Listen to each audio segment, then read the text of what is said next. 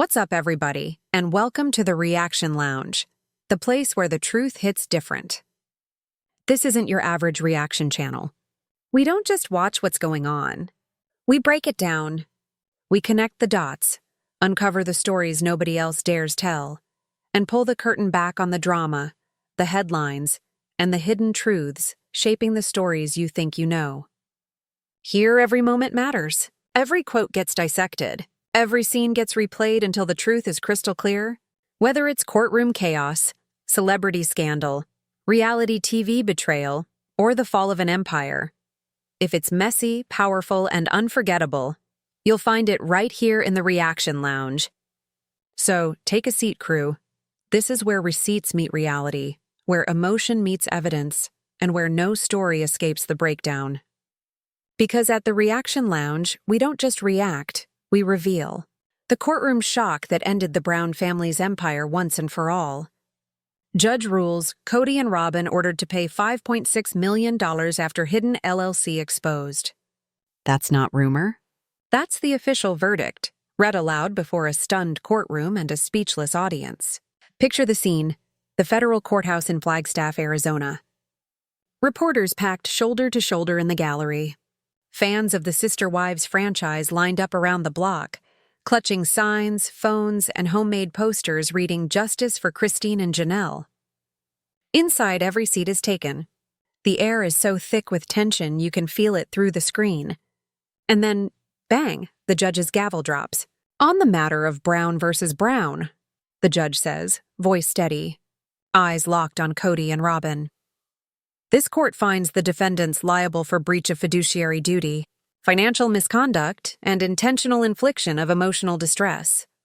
The words hang in the air like thunder. For a moment, no one moves. Then gasps ripple through the room. Cameras click. Someone sobs. The Browns, America's most famous plural family, have just been legally branded frauds. Crew, we have spent years watching this story unfold on television. The endless drama, the excuses, the carefully edited confessionals. But what you're about to hear today is the truth, the raw, unfiltered version of events that the cameras never showed. Because behind every tear-filled episode was a spreadsheet, a signature, and a lie. The ruling, $5.6 million in total damages, didn't appear overnight. It's the result of months of testimony, thousands of pages of documents, and one devastating revelation. A hidden company, an LLC quietly created by Kody and Robyn to funnel family earnings into their own private accounts. For years, Christine and Janelle suspected money was disappearing, but they couldn't prove it. Now they don't need to. The court just did it for them. Let's rewind a bit. The lawsuit started almost a year ago when Christine, with Janelle's backing, filed a civil complaint alleging financial deceit inside the Brown family's joint business entity, Family Traditions, LLC. That was the company the wives used to handle income from TLC contracts, cameo appearances, and the My Sister Wife's Closet jewelry business. On paper, everyone was supposed to be equal partners. In reality, as one accountant testified, the money flowed in equal parts, but it didn't flow out that way. According to documents presented in court, hundreds of thousands of dollars were transferred from Family Traditions into another entity, KN&R Holdings, LLC. The initials stand for Kody and Robyn. It was registered under Robyn's maiden name to keep it off the radar. And from that account came payments for luxury expenses, a $1.2 million mortgage on the Flagstaff mansion, $80,000 salaries for domestic staff, designer purchases, and more. When Janelle asked why the family couldn't afford to develop her land on Coyote Pass, Kody allegedly told her, "The family account is empty." Turns out, it wasn't empty. It was being emptied. Crew, imagine sitting in that courtroom as those numbers flashed onto the projector. Transaction after transaction, month after month, money moving like clockwork from the shared family account to the secret one. Christine's lawyer, the fearless Anna Chararma, summed it up perfectly. While my clients were told to live modestly, the defendants built a private kingdom on their backs. The jury nodded. Robyn looked down. Kody clenched his fists. When the verdict came, the courtroom fell silent except for the sound of paper rustling. Even the reporters stopped typing. The judge continued. This court orders the defendants to repay $5.6 million in restitution and damages to Christine Brown and Janelle Brown, jointly. $5.6 million. It's the number that shattered the myth of the perfect Brown household. As the ruling echoed, Kody leaned back in his chair, eyes narrowed, lips moving silently. Some say he whispered, "This is a setup." Robyn covered her face with her hands, mascara streaking down her cheeks. But Christine and Janelle sat motionless. No celebration, no smiles. Just quiet relief, the kind that comes when the truth finally speaks louder than the lies. Our insider inside the courtroom described the scene afterward as controlled chaos. The judge left quickly. Bailiffs began ushering people out. Christine hugged her attorney, whispering, "It's over." Janelle was seen holding a small notebook filled with handwritten notes and family photos. For her, this wasn't just money, it was closure. Outside, reporters swarmed the steps. "Christine, how do you feel?" someone shouted. She paused, turned to the cameras, and said only one thing: "The truth always comes out." Then she got into a black SUV and drove away. Crew, that single sentence says it all. For more than a decade, we've watched these women carry the emotional weight of a collapsing family. We saw them blamed, gaslighted, and dismissed. And now, a court has officially declared what fans have long suspected. Kody and Robyn Brown were not victims of circumstance. They were architects of deception. But let's not get ahead of ourselves. To understand how this $5.6 million bombshell exploded, we need to go back to the very beginning, back to the creation of that mysterious LLC. Because this wasn't an accident. It was a plan. A quiet, calculated plan designed to drain the family's shared wealth and consolidate power in one house, Robyn's house. According to public filings and insider testimony, KN&R Holdings LLC was formed shortly after the family moved to Flagstaff in 2018. The name alone should have raised eyebrows. At the time, the other wives were told the company was for tax efficiency. Kody presented it as a legal tool to streamline income from speaking engagements and TLC residuals. But within months, large transfers started appearing, $20,000 here, $50,000 there. Each transaction labeled simply distribution. Distribution to whom? That's what Christine and Janelle wanted to know.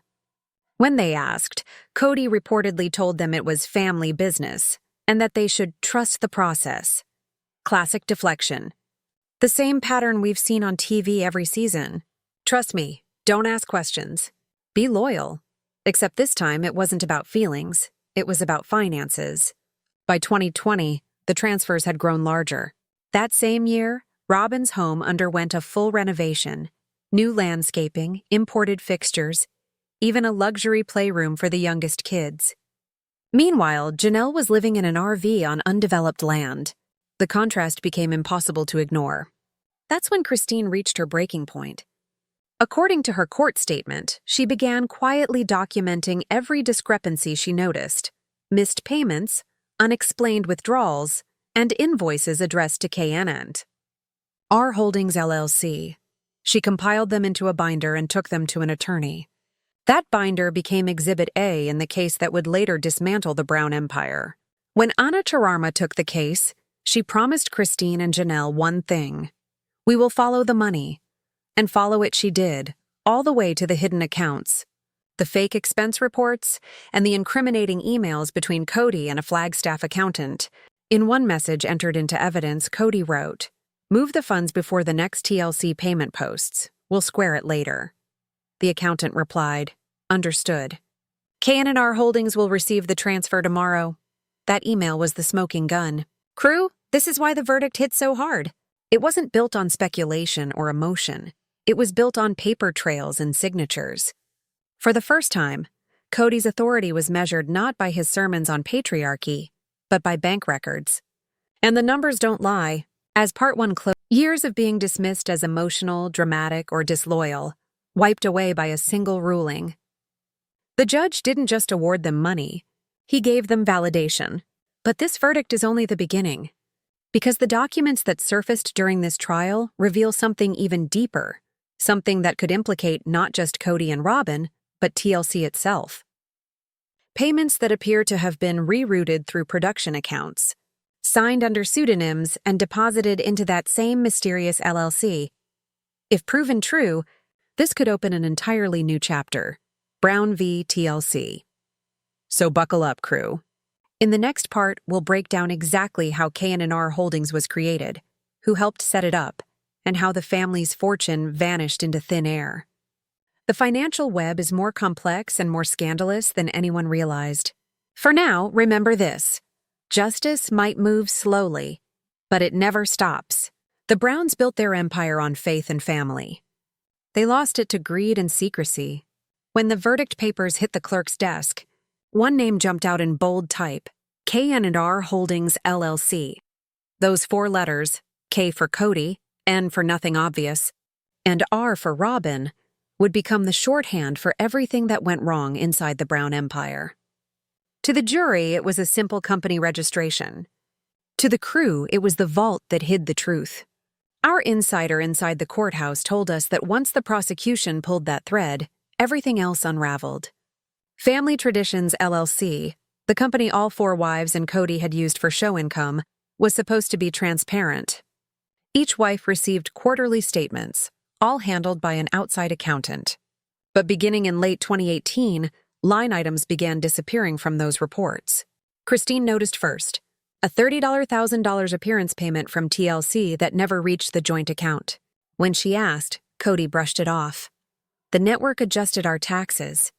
Don't worry, Janelle worried anyway. By early 2019, Kody had started meeting privately with a Flagstaff business consultant named Jeremy Hale. Public records later revealed that Hale filed the incorporation documents for KN&R Holdings, LLC, listing himself as the statutory agent. The filing address? Robyn Brown's home. Christine and Janelle were never told. According to the accountant who testified in court, the first transfer, $42,500, went out just 2 weeks after the LLC was created. The memo read, Operational expenses, Family Traditions distribution. Operational, sure. Except the operations turned out to be the down payment on Robyn's SUV and a new security system installed at her house. From there, the pattern repeated. Every time TLC issued a payment, 10% vanished before the other wives saw a dime. Crew, think about that for a second. 10% of every dollar the family earned quietly siphoned off the top for 4 years. When you do the math, it's millions. That's how we arrive at the $5.6 million restitution the court just ordered. It wasn't random. It was a running total. But how did Kody pull it off without anyone noticing? Here's where it gets wild. Inside Family Traditions' bank account, Kody had administrator privileges. He told the wives it was to make bill paying easier. What he didn't mention was that those privileges allowed him to create sub-accounts. Each sub-account had its own routing number. Money could be moved internally without triggering external alerts. To the casual viewer, or even the bookkeeper, the balance always looked correct. Until the day Kody hit transfer again and again. Christine's attorney, Anna Chararma, presented emails in court where Kody wrote things like, "Move the funds before month end so the girls don't panic." In another, he complained, "They don't understand the burden I carry. Robyn's the only one who gets it." That phrase, "the burden I carry," showed up dozens of times in the correspondence. It became the prosecution's refrain, proof that Kody saw himself not as an equal partner, but as the rightful king of a private treasury. When Janelle confronted him in 2020 about why Coyote Pass still wasn't being developed, he reportedly told her, "It's not liquid right now." In court, Chararma put that quote on a screen next to the LLC bank statement for the same week, showing a $96,000 withdrawal labeled household upgrades. The courtroom murmured. Even the judge raised an eyebrow. And then came the whistleblower, Mindy Jessup, Robyn's niece and nanny. We heard about her testimony last year, but now we have the official transcript. Mindy confirmed she had seen mail from KN&R Holdings on the kitchen counter.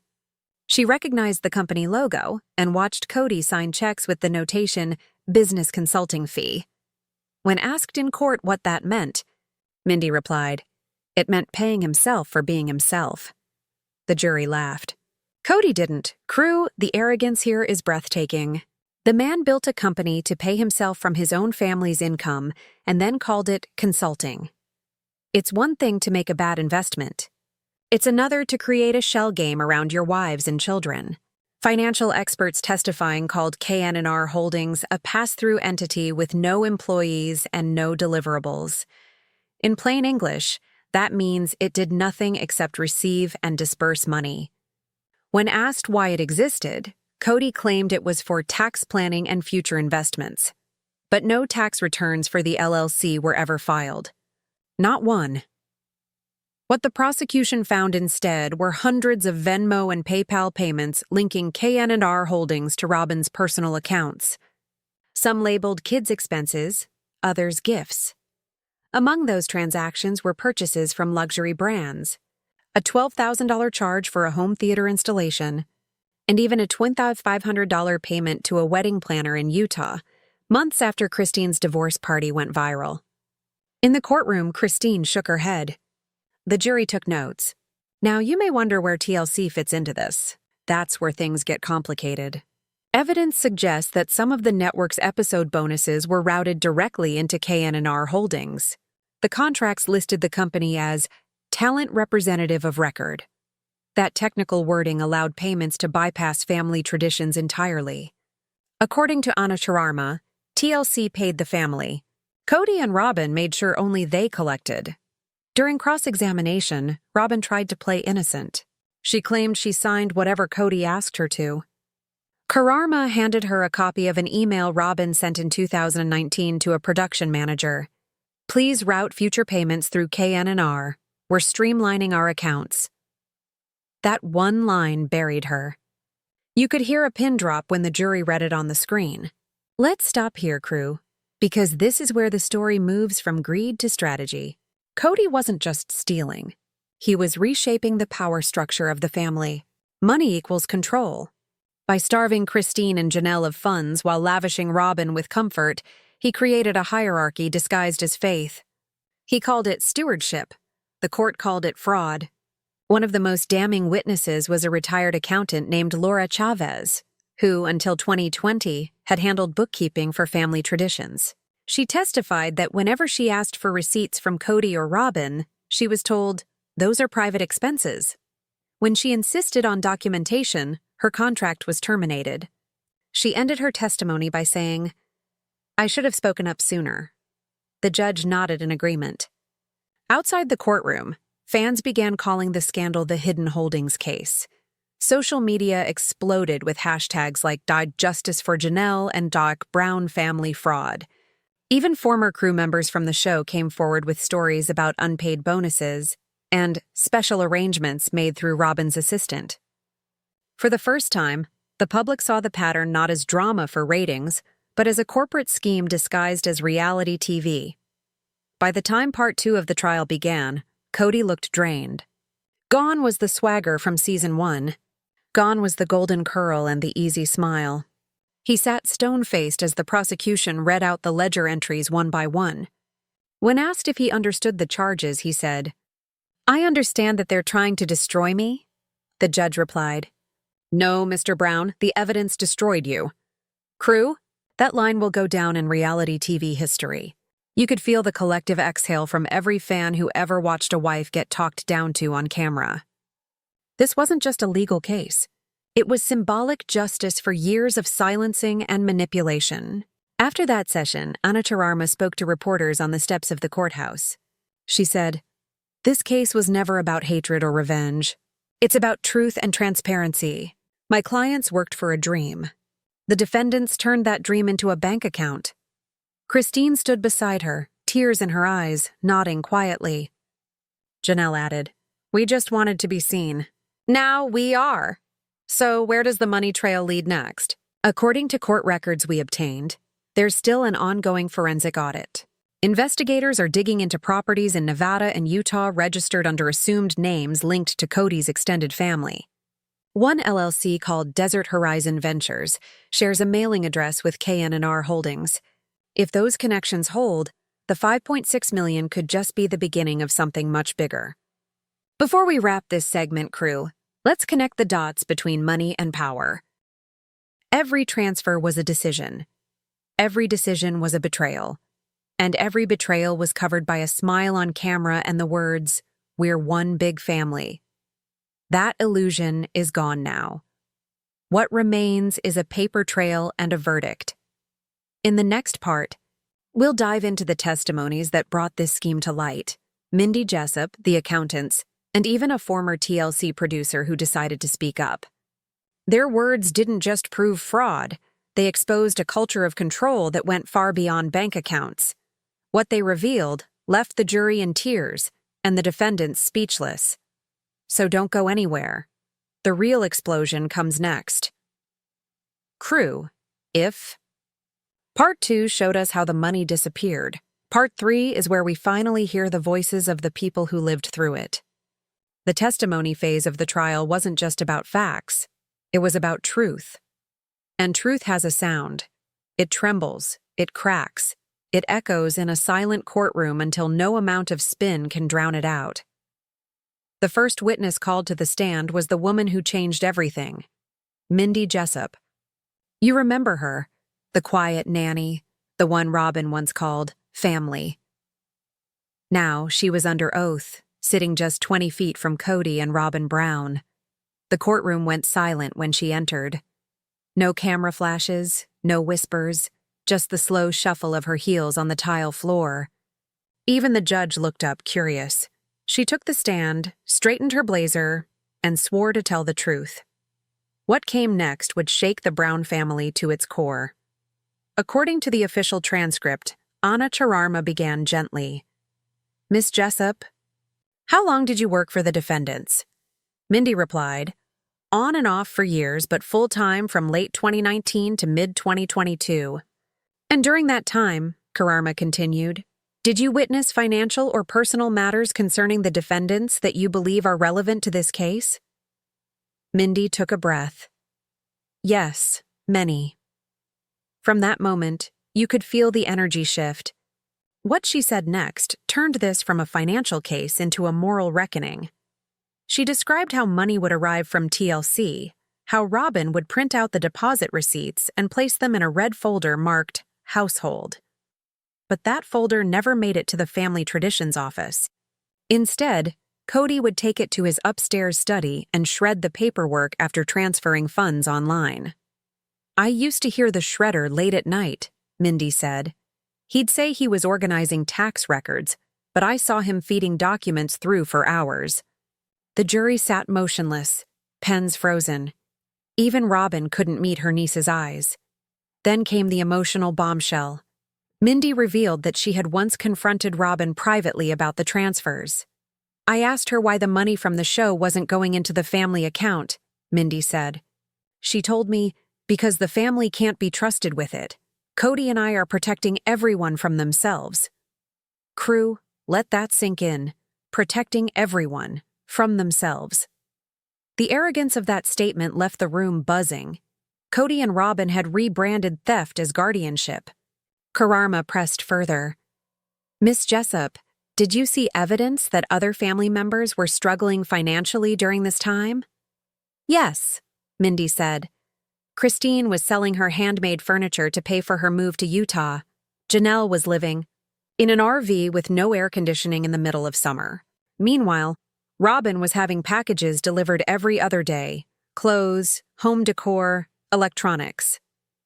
And then she said the line that ended up on every tabloid headline for weeks. "They called it stewardship. I called it stealing." Crew, the impact was instant.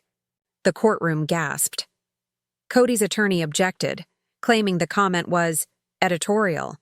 The judge overruled him, saying, "The witness is entitled to her opinion based on first-hand experience." That was the moment the Brown family's defense collapsed. But Mindy wasn't finished.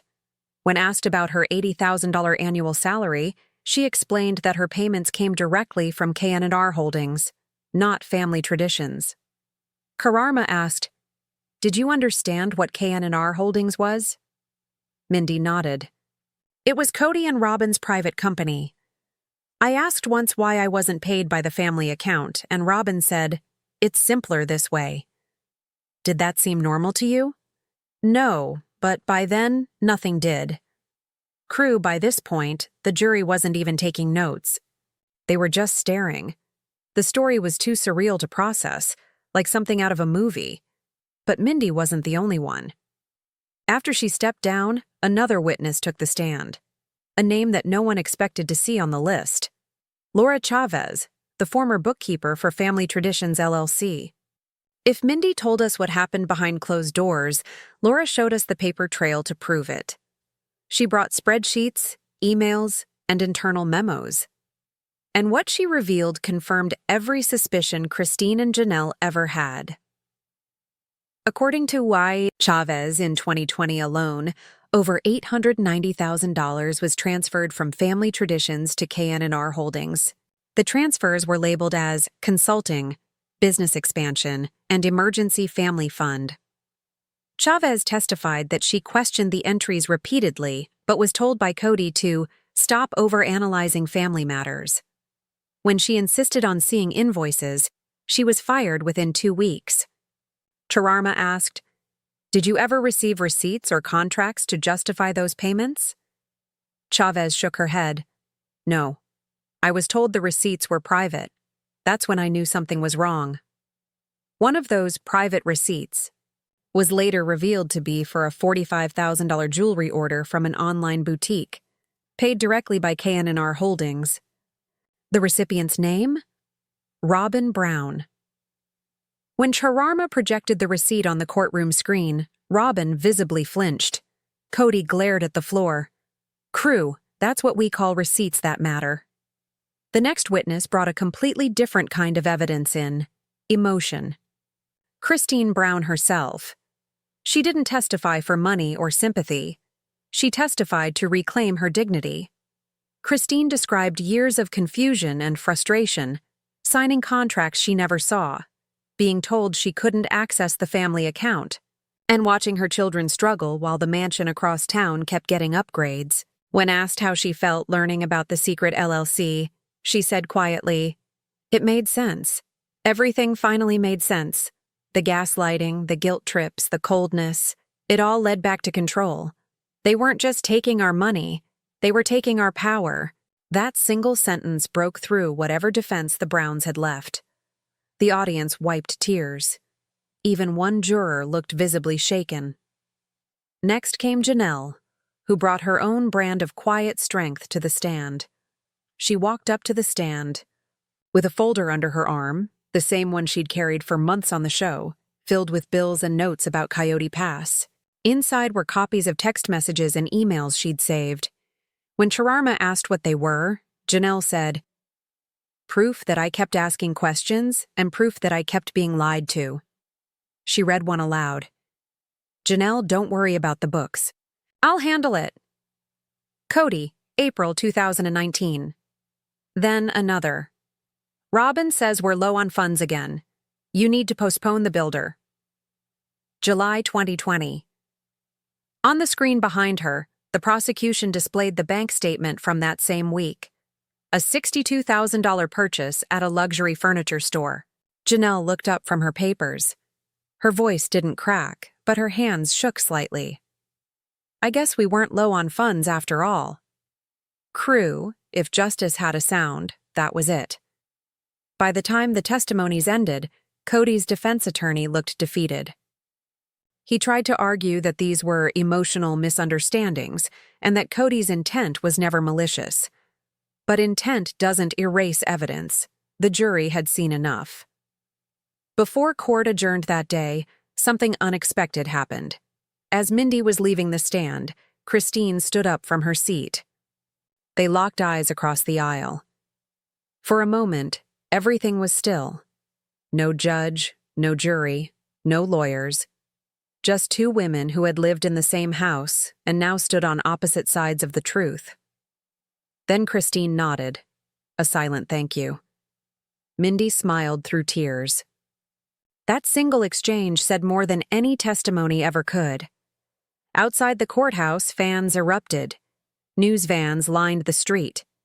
Every outlet from Entertainment Tonight to People magazine ran the headline, "Insider Nanny Confirms Kody and Robyn's secret company funded their lifestyle."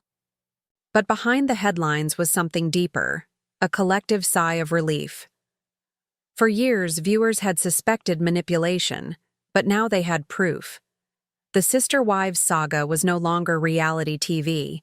It was a real-life cautionary tale about greed, gaslighting, and the price of silence.